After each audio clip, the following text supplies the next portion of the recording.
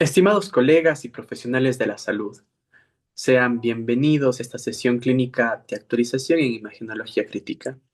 Soy Sebastián Muyudumbay y hoy abordaremos un pilar fundamental en el algoritmo diagnóstico y de monitoreo del paciente hemodinámicamente inestable, la valoración radiológica en la unidad de cuidados intensivos. Agradezco el aval de nuestra cátedra y la guía del doctor Jorge Castillo para el desarrollo de esta intervención. El objetivo cardinal de esta ponencia es capacitar al clínico en la evaluación sistemática de la radiografía de tórax en el entorno de la unidad de cuidados intensivos. No nos vamos a limitar a identificar estructuras anatómicas basales y más bien vamos a profundizar en los criterios de normoposición de los sistemas de soporte vital. Además, vamos a discriminar con precisión semiológica las complicaciones iatrogénicas y mecánicas. Además, analizaremos el espectro radiológico de dos entidades críticas, el síndrome de distrés respiratorio agudo y los fenómenos de fuga aérea englobados en el barotrauma. Es imperativo recordar que la adquisición de radiografías en la unidad de cuidados intensivos se realiza habitualmente mediante equipos portátiles en proyección anteroposterior y con el paciente en decúbito supino. Esto introduce variables técnicas que debemos corregir mentalmente.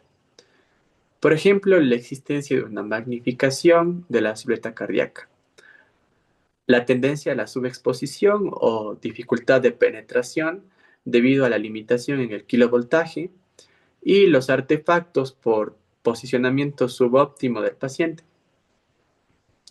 Entonces, para mitigar el error cognitivo, es imperativo tomar en cuenta los dispositivos usados dentro de la unidad de cuidados intensivos, por lo que resulta oportuno preguntarse tres cosas. Primero, ¿cuál es la indicación de este dispositivo? Segundo, ¿dónde se localiza la punta o extremo distal según los reparos anatómicos de referencia? Y tercero, ¿cuáles son los signos tempranos de su fallo o complicación? Procedamos entonces a desglosar el primer grupo de complicaciones por dispositivos.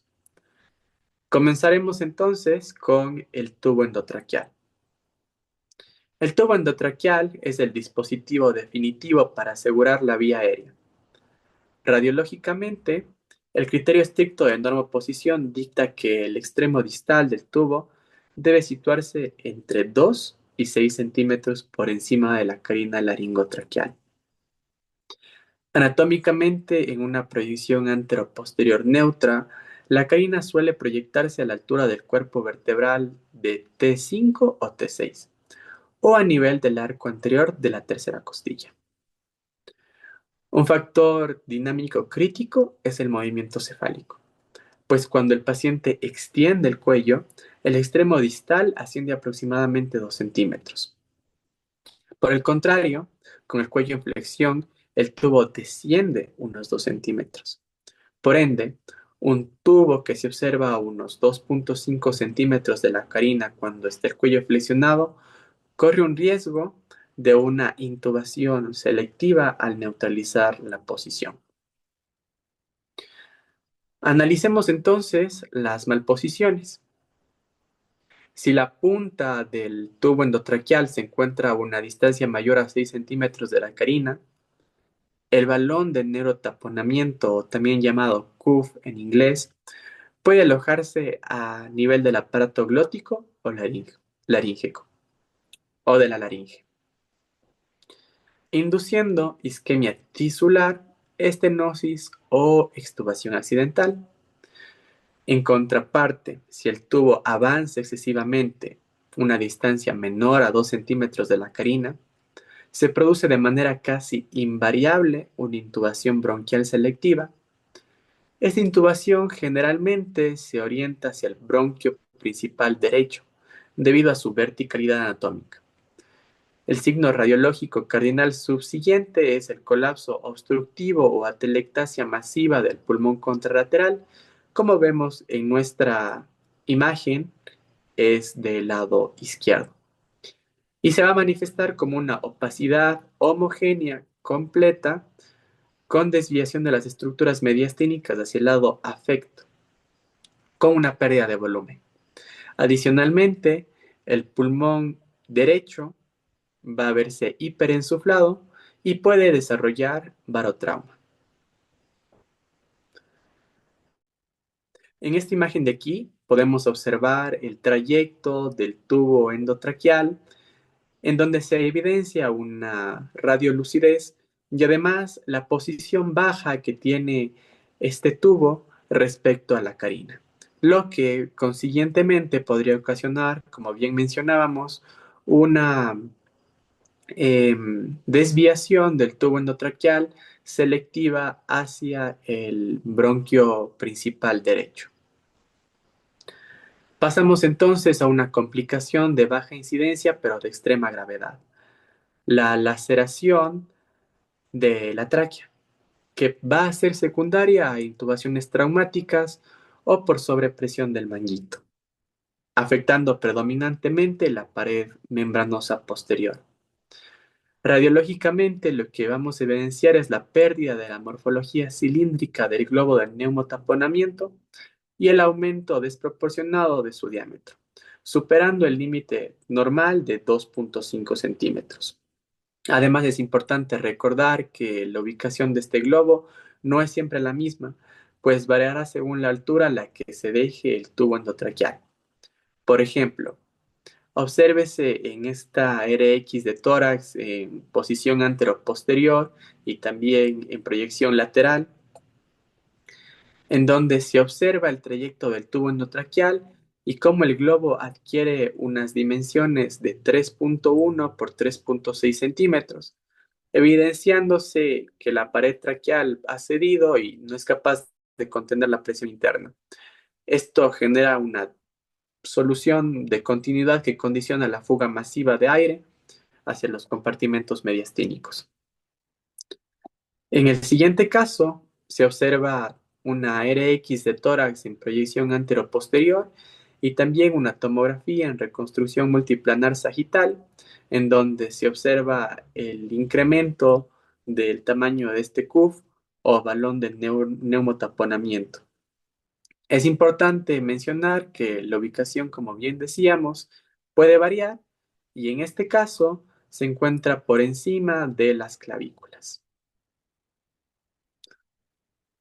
Aquí tenemos también una tomografía de tórax en ventana pulmonar con un corte axial que sirve también para la identificación de este globo.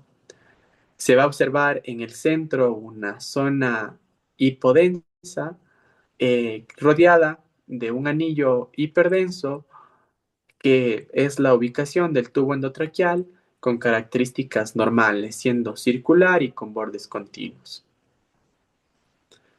Ahora, como consecuencia directa de la disrupción traqueal previamente mencionada, se puede obtener el resultado observado en la siguiente imagen.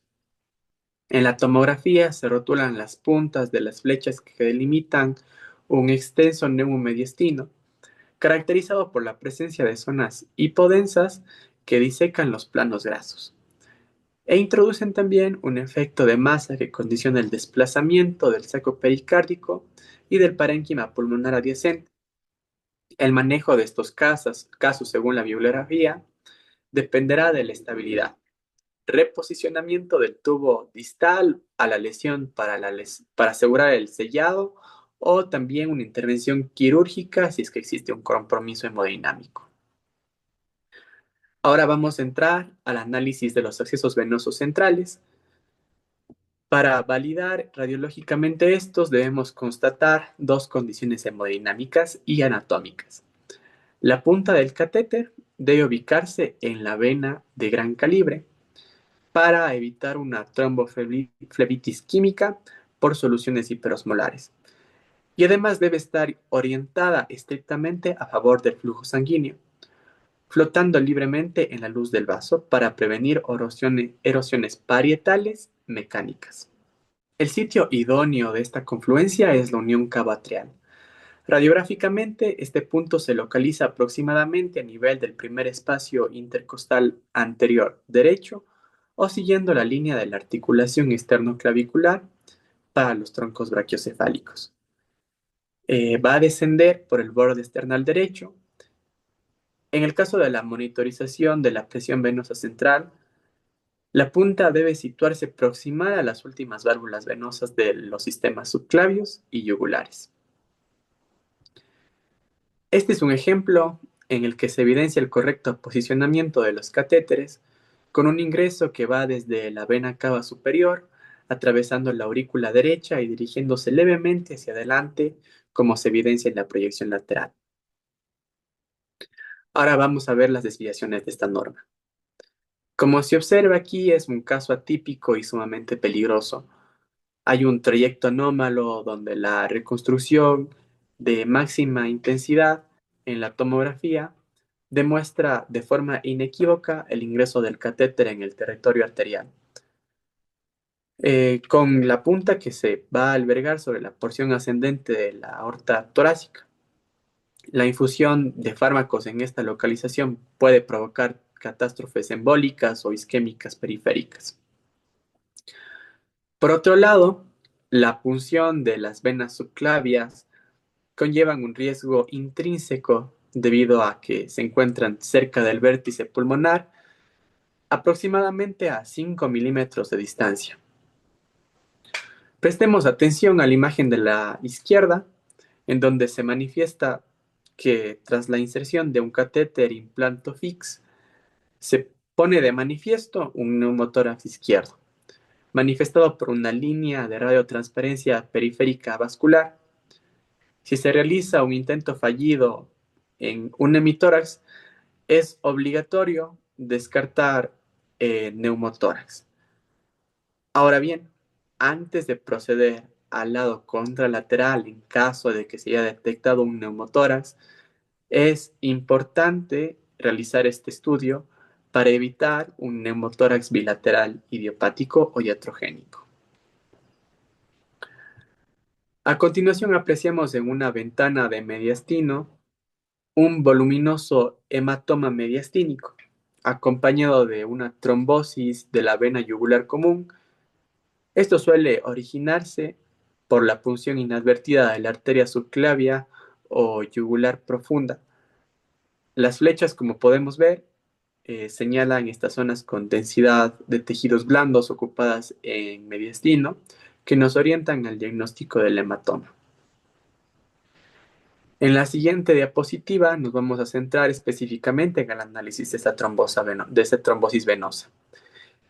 Este es el caso de una tomografía en reconstrucción multiplanar coronal media en una ventana mediastínica, en donde se evidencia la discontinuidad del flujo sanguíneo a través de la yugular externa derecha y la subclavia también ipsilateral. Ahora podemos observar el mismo caso de la imagen anterior, pero mediante ultrasonografía Doppler, en donde se clarifica dicha masa hipoecogénica intraluminal que oblitera el 80% de la luz de los vasos yúgulos subclavios, confirmando una trombosis venosa profunda. Si bien los microtrombos en la punta del catéter carecen de significancia clínica, la trombosis venosa extensa o tromboembolismo pulmonar exigen el retiro inmediato del dispositivo y el inicio de la terapia con anticoagulante. Aunque las manifestaciones de este tipo suelen ser poco habituales. Pasando ahora al catéter de Schwann-Ganz, este será un catéter introducido por vía subclavia o yugular interna que va a proyectarse descendiendo de forma vertical por el tronco venoso brachiocefálico correspondiente. Va a cruzar el borde external derecho para alojarse en la vena cava superior, transitar por la aurícula derecha, atravesar la válvula tricúspide hacia el ventrículo derecho y ascender por el tracto de salida, cruzando la válvula pulmonar para situarse en las arterias pulmonares principales o sus ramas lobares, que habitualmente, siguiendo el flujo, van a ser las derechas. Su función es la medición de las presiones de las cavidades izquierdas mediante el enclavamiento. Su posición correcta es en las arterias pulmonares principales o lobares a nivel iliar y la ubicación excesivamente distal puede provocar infartos pulmonares o pseudoaneurismas por oclusión completa de la rama arterial. Obsérvese este caso a continuación. Un anudamiento intrincado en el catéter de Schwann-Ganz. Estos eventos no anulan la función del dispositivo, sino que más bien actúan como un foco irritativo endocárdico, siendo desencadenantes directos de arritmias ventriculares graves por aumento de la estimulación mecánica directa. El retiro de estos catéteres anudados suele requerir pericia intervencionista por vía endovascular.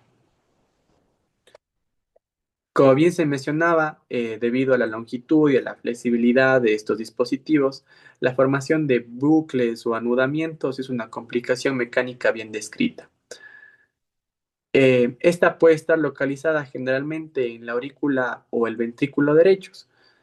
En las imágenes podemos ver cómo el catéter ingresa desde la vena cava inferior en lugar en lugar de ascender de forma rectilínea, forma una deflexión curva y genera una imagen de lazo o bucle.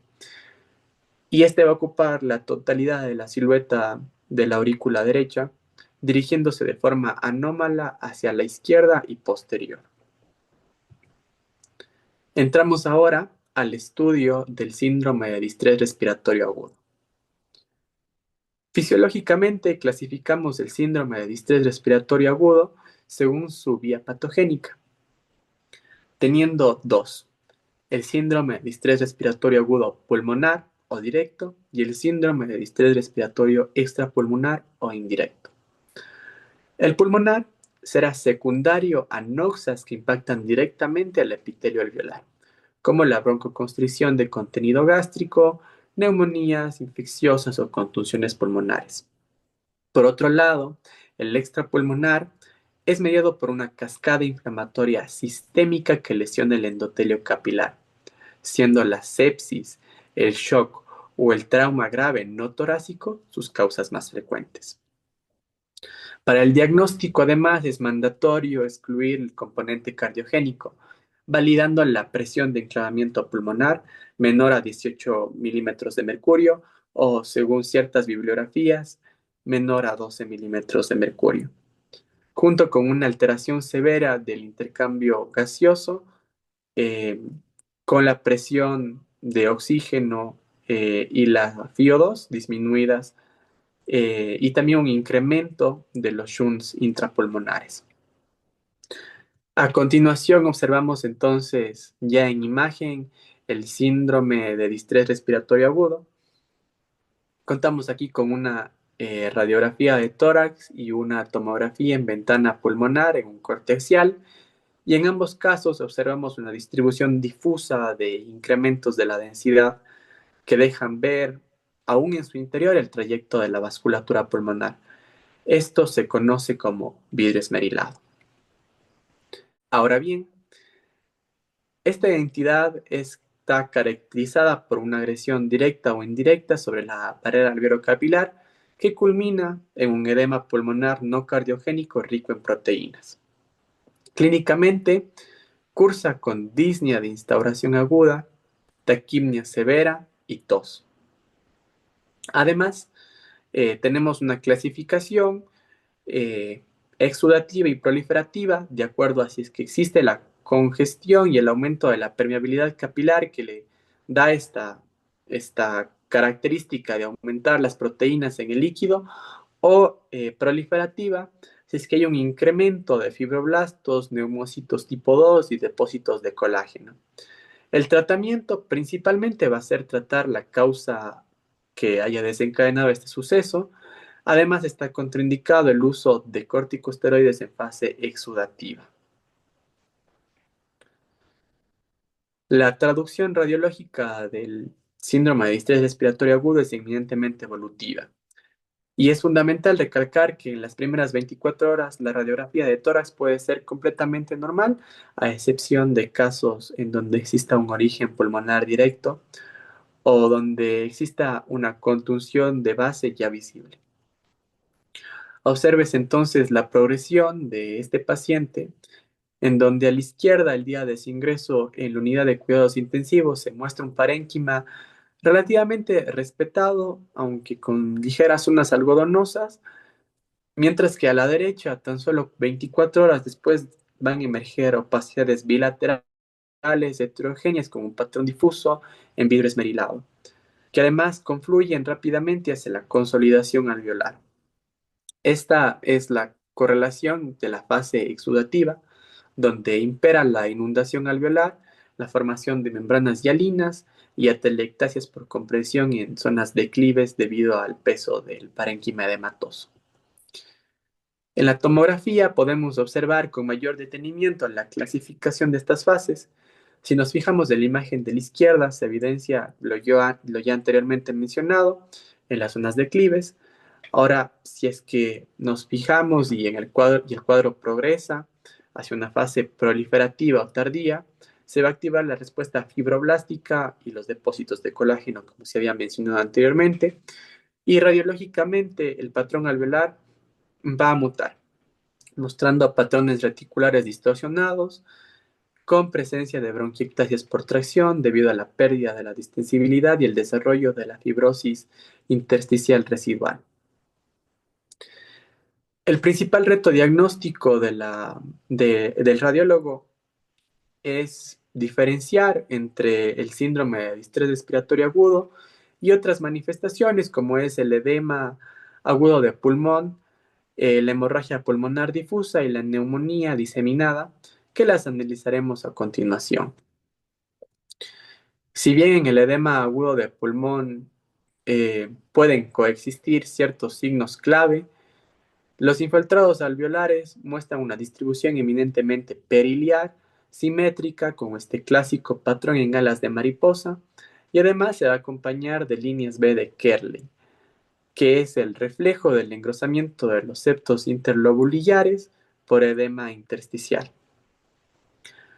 En el síndrome de distrés respiratorio agudo, el derrame pleural suele ser en cambio escaso o ausente y el corazón mantiene las dimensiones normales. Otros diagnósticos diferenciales presentados en nuestro esquema incluyen a la hemorragia pulmonar difusa, la cual puede mimetizar las opacidades en vidrio esmerilado del lóbulo medio e inferior, pero radiológicamente se distinguen por la ausencia absoluta de derrame pleural y además clínicamente puede haber una caída abrupta de la hemoglobina y del hematocrito como se observa en los exámenes de laboratorio, además de la hemoptisis, que nos servirían mucho en la clínica para descartar el síndrome de distrés respiratorio agudo. Por último, vamos a evaluar la neumonía diseminada, que es común en pacientes inmunodeprimidos o oncológicos, como es en el caso de aquí que hemos expuesto un caso con Klebsiella, en donde se exhibe consolidaciones lobulares o segmentarias densas con broncograma aéreo. Además, tenemos asociados signos clínicos de respuesta inflamatoria infecciosa, que es sistémica indudable. Abordamos entonces por último el bloque de barotrauma. Este concepto engloba las lesiones mecánicas inducidas por altas presiones intraalveolares de la ventilación mecánica, cuya incidencia en pacientes con parénquima previamente vulnerado, como en los casos de síndrome de distrés respiratorio agudo, puede escalar hasta un 60%. El mecanismo fisiopatológico primario es la sobredistensión alveolar, más concretamente denominada volutrauma. La primera manifestación de este espectro es el enfisema pulmonar intersticial. Ocurre cuando la presión intraalveolar vence la resistencia de las paredes alveolares adyacentes, permitiendo la fuga de gas hacia los septos interlobulillares y las vainas peribroncovasculares. Obsérvese entonces en esta tomografía torácica de alta resolución la presencia de finas imágenes lineales y curvilíneas de densidad aérea que rodean y disecan los paquetes vasculares y bronquiales del lóbulo inferior. En este hallazgo, bueno, este va a ser el hallazgo mandatorio de las complicaciones más severas. Una vez que el aire ocupa el intersticio peribroncovascular, progresa de forma centrípeta siguiendo los planos de menor resistencia hasta alcanzar el mediastino, configurando lo que vemos aquí como neumomediastino. Entonces, si revisamos la imagen, se va a observar cómo el aire libre delinea perfectamente la silueta cardíaca. Es importante que diferenciemos esta presentación de lo normal, pues aquí se ve un incremento de la radiolucidez alrededor del corazón, lo que no se evidencia en una placa normal. Aquí la proyección póstero-anterior expone con nitidez también el signo del diafragma continuo. Normalmente el centro del diafragma se difumina al contactar con la silueta cardíaca. Sin embargo, la interposición de aire con el espacio pericárdico o mediastínico delinea la totalidad de la cúpula diafragmática, haciendo que se visualice en su totalidad. La proyección lateral confirma el aire retroesternal disecando la pleura pericárdica. Desde el mediastino, el aire se extiende cefálicamente hacia la región cervical a través del desviradero torácico y desde allí se propaga difusamente por el tejido celular subcutáneo de la pared anterior y lateral del tórax, consolidando el enfisema subcutáneo. En este corte tomográfico identificamos la coexistencia del neumomediastino y extensas colecciones ramificadas de densidad aérea que disecan las fibras del músculo pectoral y el tejido celular subcutáneo bilateral.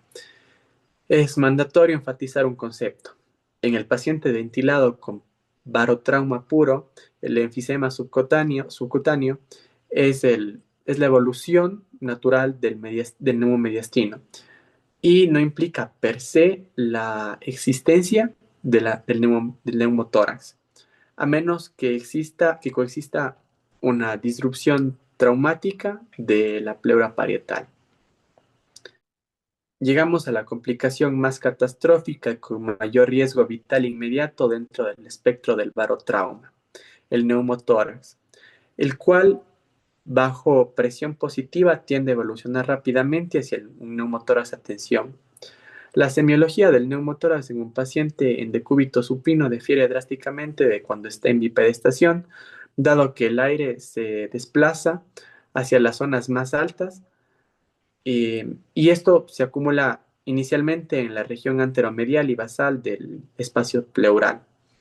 Los signos cardinales que observamos en esta radiografía portátil es primero el aumento marcado de la radiotransparencia global del hemitórax y segundo el signo del seno costofrénico profundo, manifestado con un ángulo costofrénico anormalmente deprimido, agudo y radiolúcido, condicionado por el desplazamiento caudal que ejerce la presión del aire sobre la hemicúpula diafragmática ipsilateral.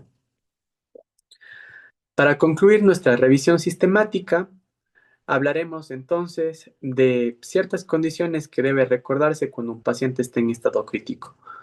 Pues este puede portar dispositivos de soporte avanzado y puede tener también antecedentes quirúrgicos de alta complejidad, tales como son los stents endovasculares en tandem o también los sistemas de instrumentación para la corrección de balances sagitales y coronales de la columna vertebral.